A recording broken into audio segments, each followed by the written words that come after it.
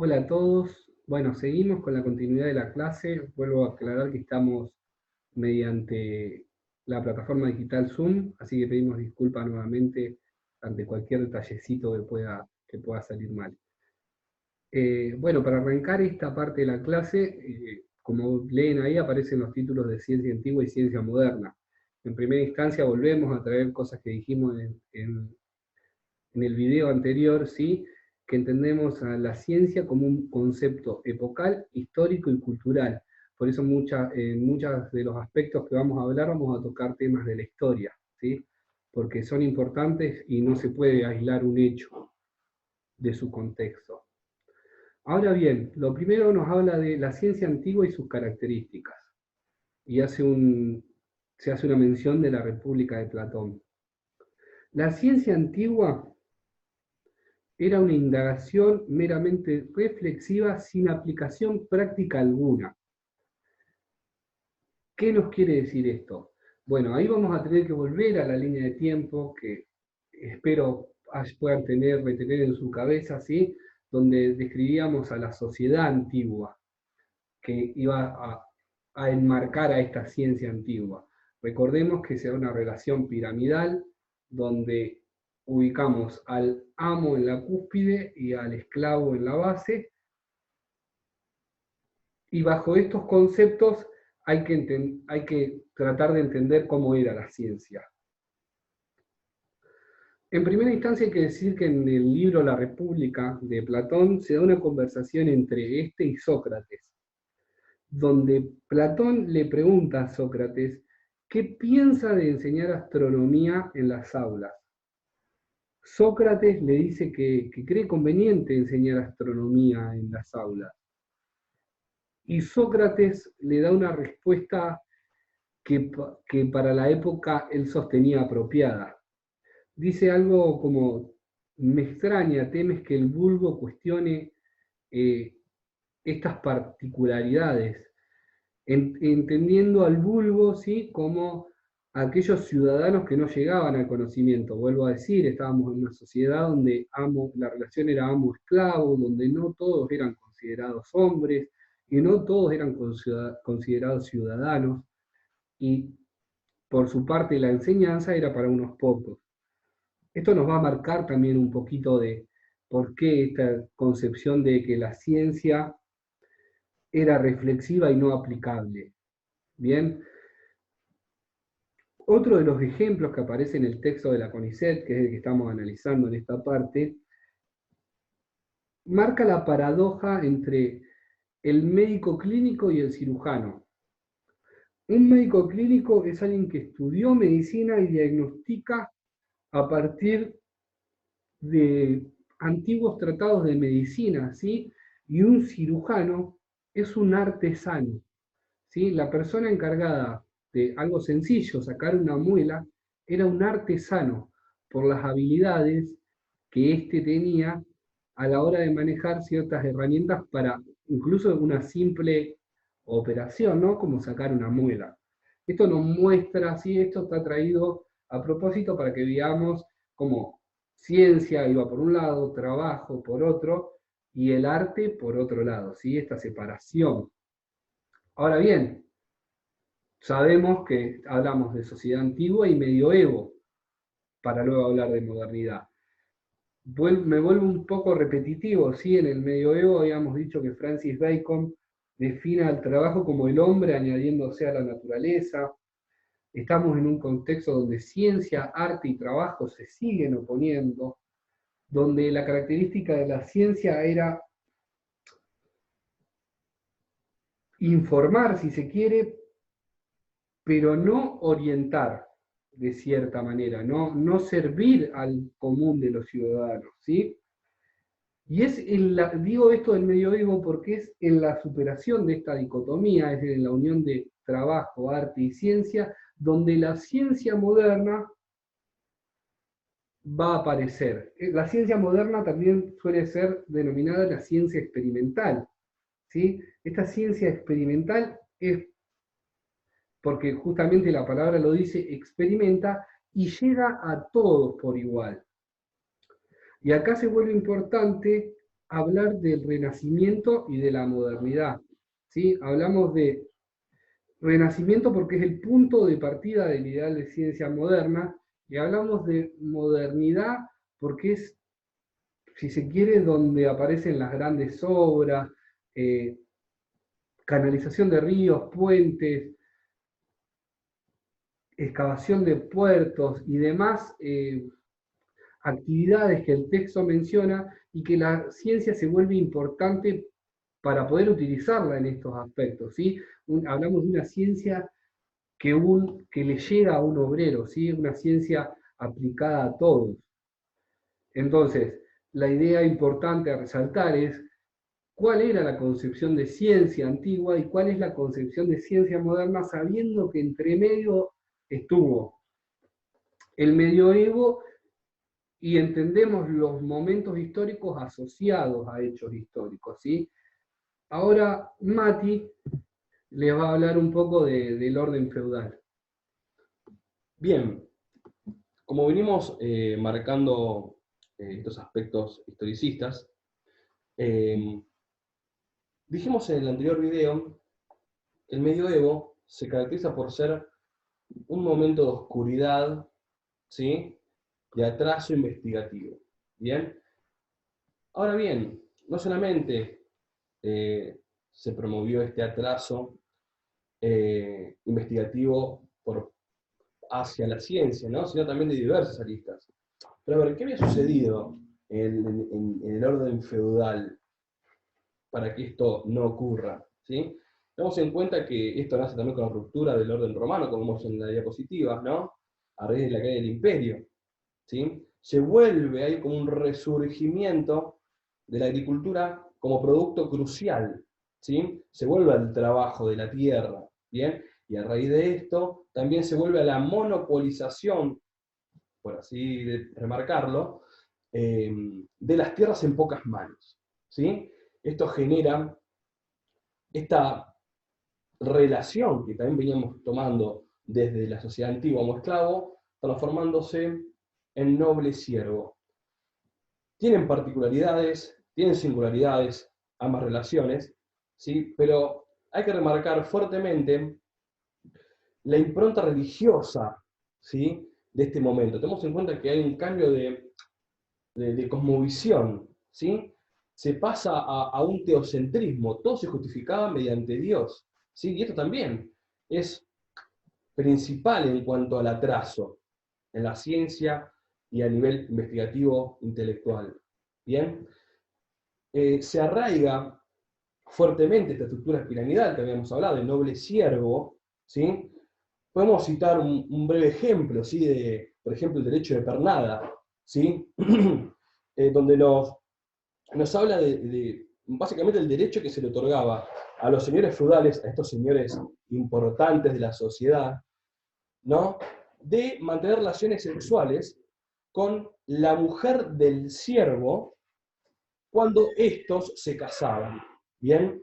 Esto era visto de una perspectiva muy naturalizada. Hoy quizás pensarlo en la actualidad lo vemos como una opresión, como un abuso, pero en ese momento, uno siendo siervo, entregar a su mujer hacia su noble era realmente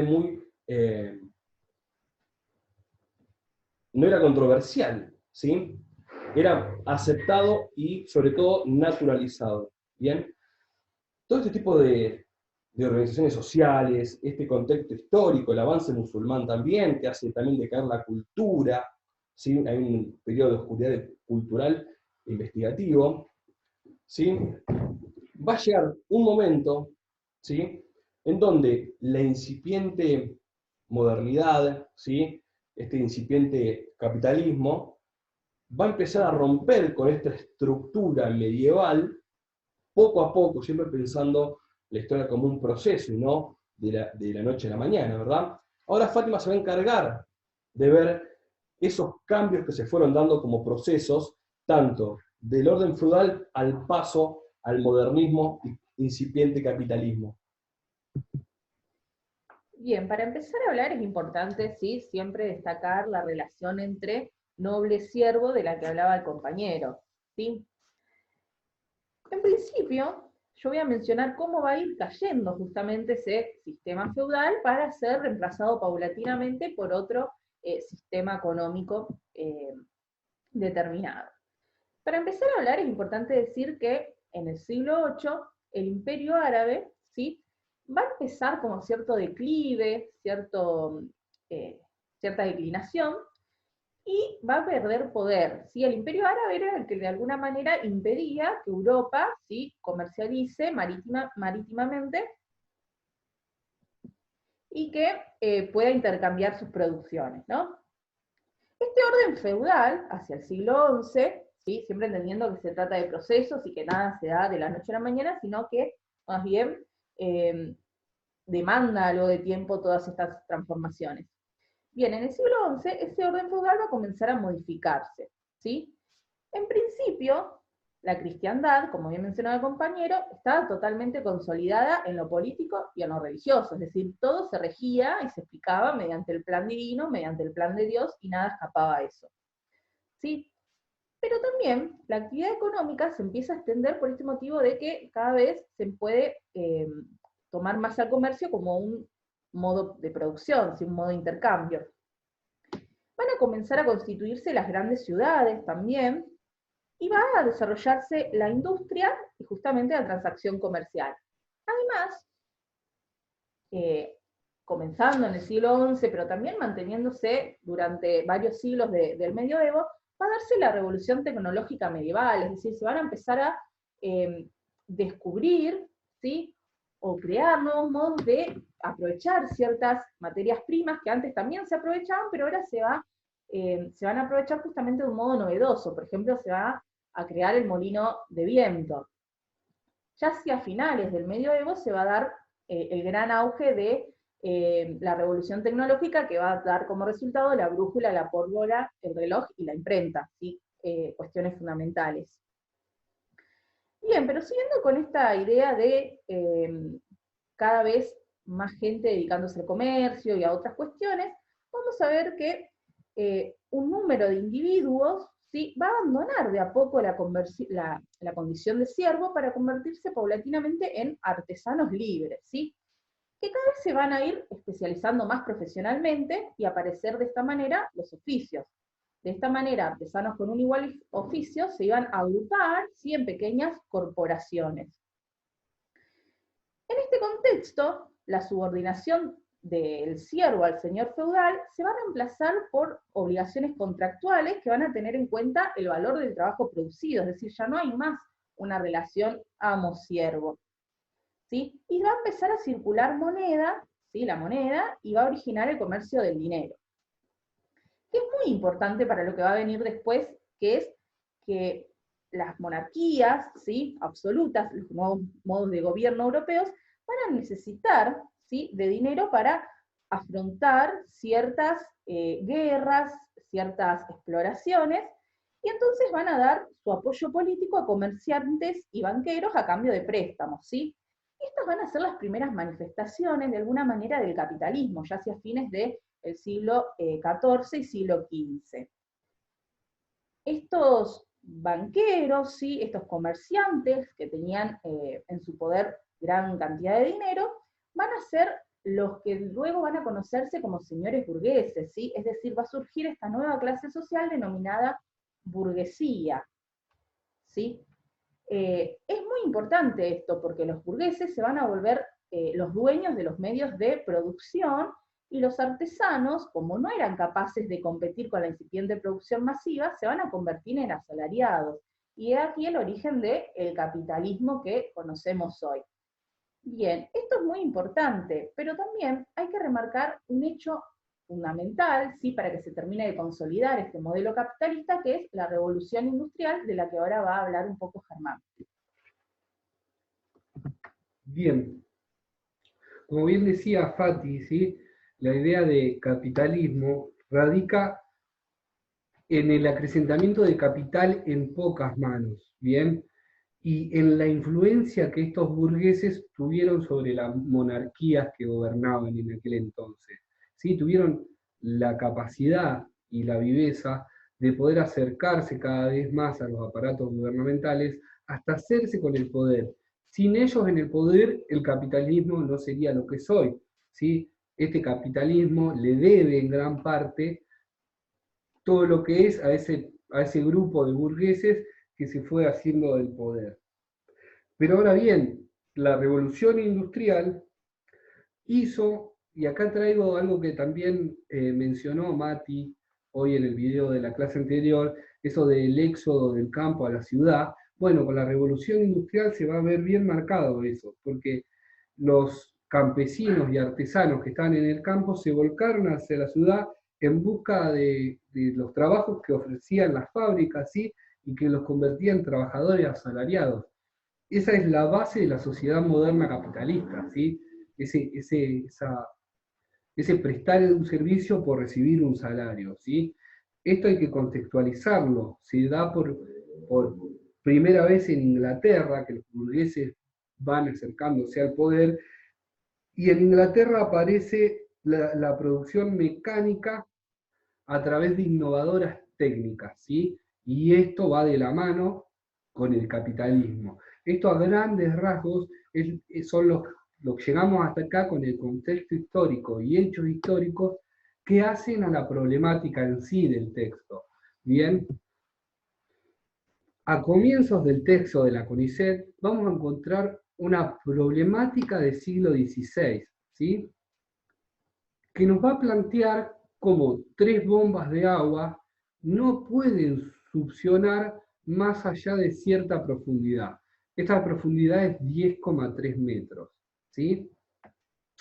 Esto, como vemos, en el siglo XVI estamos en un proceso histórico donde, si se quiere, podemos decir, hay aires de renovación de la ciencia, pero a su vez va a haber 2 posturas que van a tratar de dar solución al problema de la succión de bombas.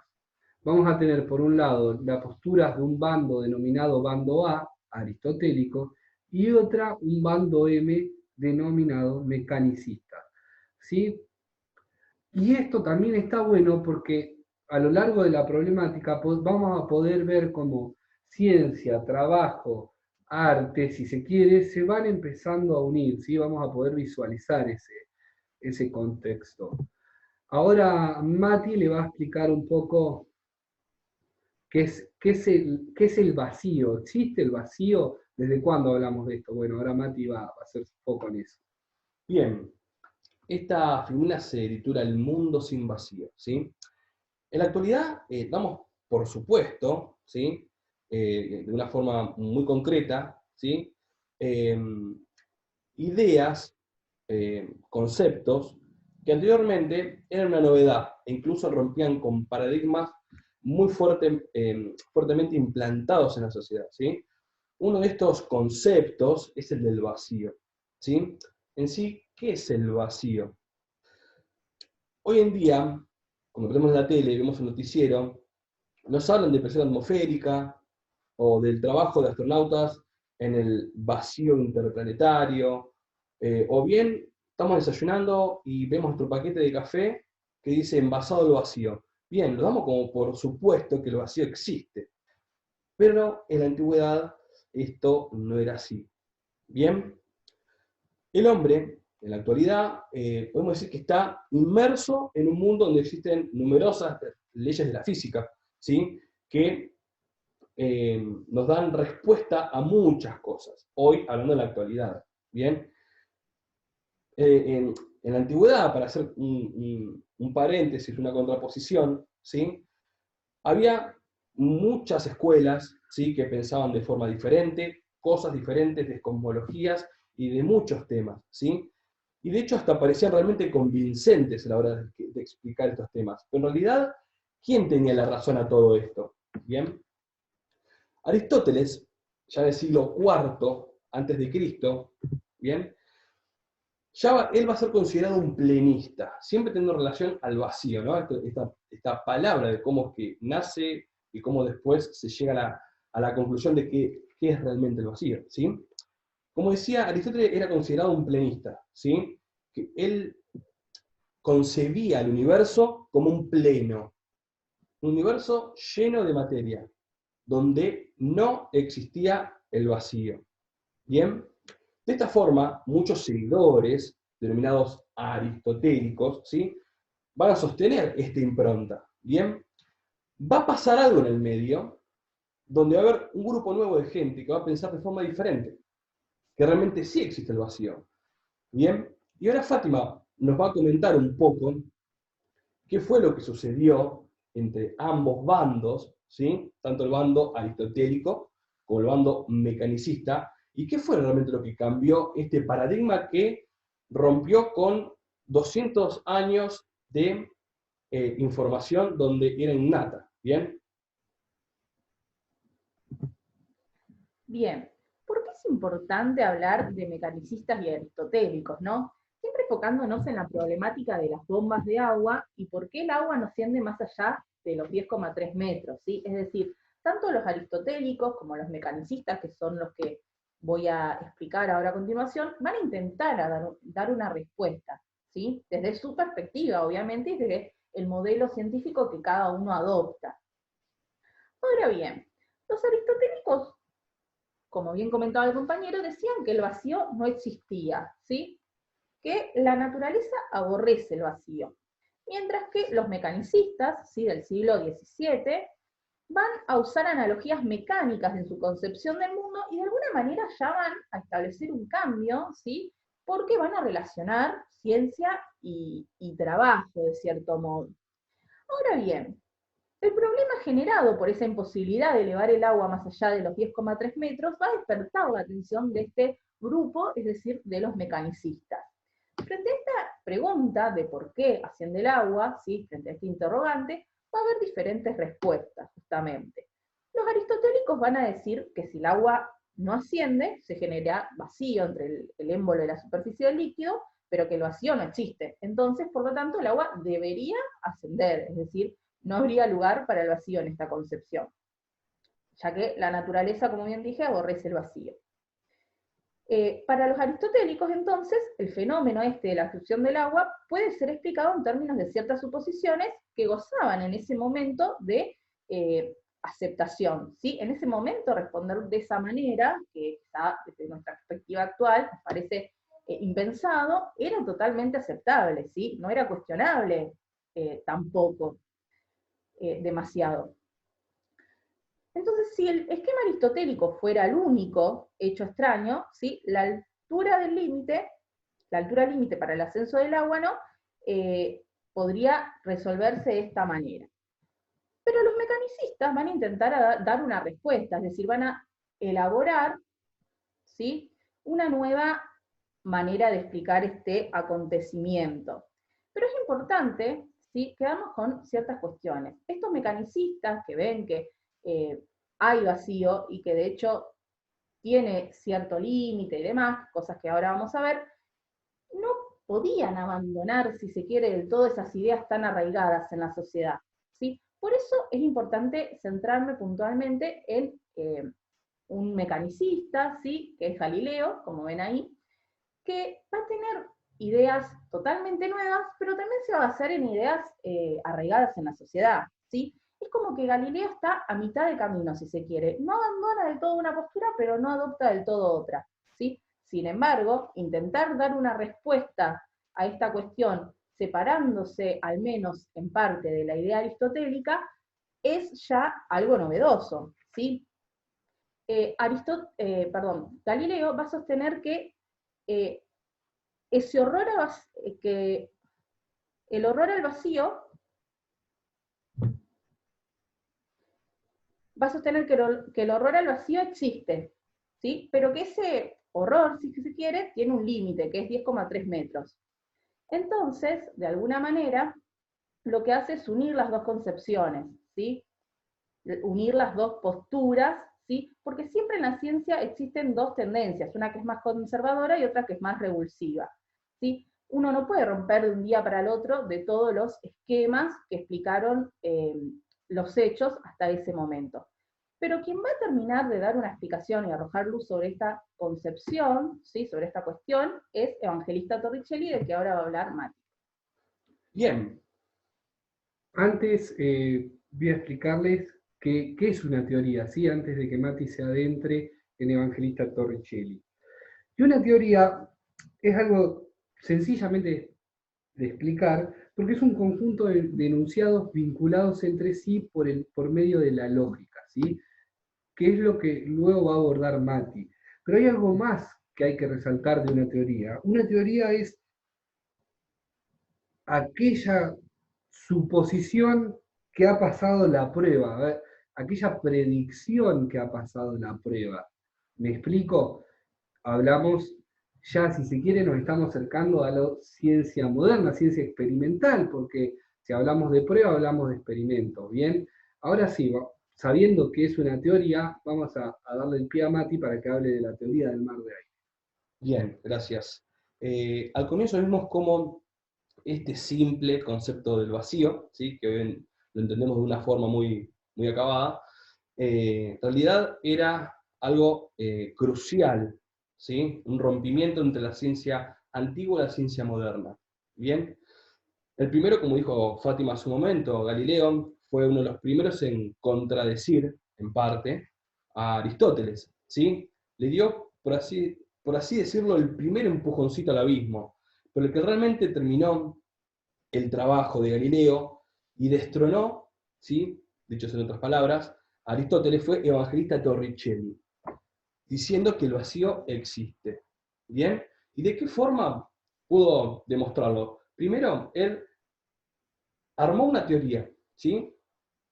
La denominó la teoría del mar de aire, ¿sí? Se basó en 3 suposiciones. La primera suposición fue que el aire pesa, ¿sí? Fue un concepto ya acuñado por Galileo y de hecho hasta hizo una medición del mismo, ¿bien?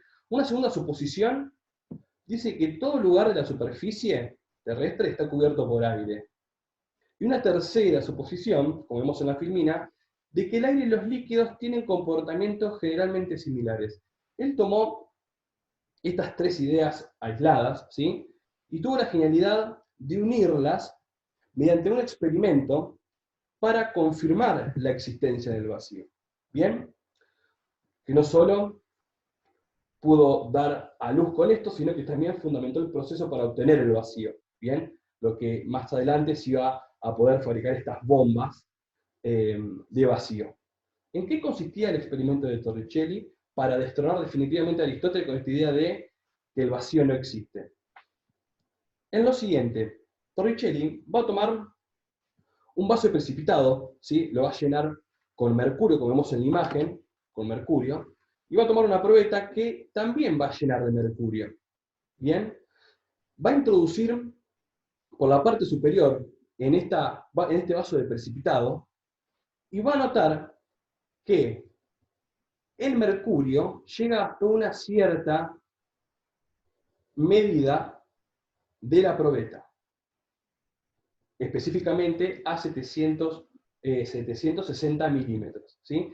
Este experimento lo hizo reiteradas veces y se dio cuenta que siempre generaba la misma medida. Ahora bien, ¿cómo llegó a esta conclusión? Él dijo que, teniendo en cuenta su segunda suposición de que cada parte terrestre también contenía este aire, ¿bien?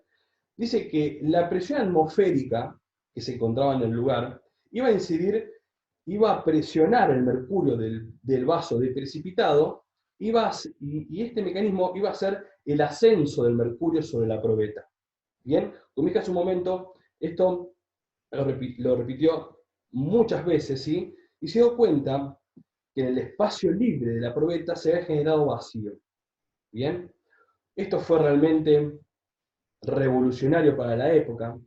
Bien, y sin perder de vista que este experimento tuvo gran trascendencia en la historia. Bien, entonces podemos decir que Torricelli tuvo, gracias a este experimento y a sus ideas junto con la de Galileo, 4 grandes máximas, ¿sí? Primero explicó por qué asciende el agua, o el mercurio en este caso, ¿sí? Explicó por qué dicho ascenso es limitado y no va más allá, porque está la existencia del vacío. ¿Bien? Predice lo que va a acontecer cuando se realice la experiencia del mercurio, o sea que es predictivo, ¿bien? Y por último, como dice en la filmina, fomenta el procedimiento de obtención del vacío. Junto con lo que decía Geroy, es básicamente los pasos de una teoría gracias al método científico. Y acá tenemos la gran diferencia entre la ciencia moderna y la ciencia antigua. Es importante destacar que, digamos, mediante este experimento, ¿no?, que él realizó con mercurio, y trayendo en su teoría, ¿no?, mucha conjetura matemática, llega a la conclusión de que el agua pesa, y como dijo Mati, pesa 14 veces más que el mercurio, menos que el mercurio, perdón, el agua pesa 14 veces menos que el mercurio. Esta también tendría un límite, y su límite sería 10,3 metros. Acá vemos cómo un experimento llevado a cabo por Torricelli termina de dirimir, ¿sí?, la problemática inicial, nuestro principal problema, ¿sí?, que era por qué las bombas de agua, estas bombas denominadas A, B y C, succionaban 10,3 metros de agua y no más allá. Pero ahora bien, como sabemos, esta problemática era un problema de mineros, como dijimos al principio. O sea que la ciencia ahora sí incluye a todos por igual. Ahora tenemos una ciencia experimental y aplicada a todas las personas, que llega a todas. Bueno, característica de la ciencia moderna. Y ahora, sí, que ya nos vamos acercando al final, todos sabemos que estamos en un contexto de pandemia, donde tenemos varios países en pugna, ¿sí?, en encontrar la vacuna para el COVID-19. Y es algo que está bueno pensarlo desde este lado, como la ciencia moderna, ¿sí?, está tratando de buscar la cura a algo que tiene en vilo al mundo, pero a su vez lo que se esconde detrás es el sistema capitalista ejerciéndose en su mayor plenitud, porque aquel país que nos encuentre o que nos dé la solución a este virus, también se va a hacer en sus arcas con mucho dinero, y es lo que mueve al mundo.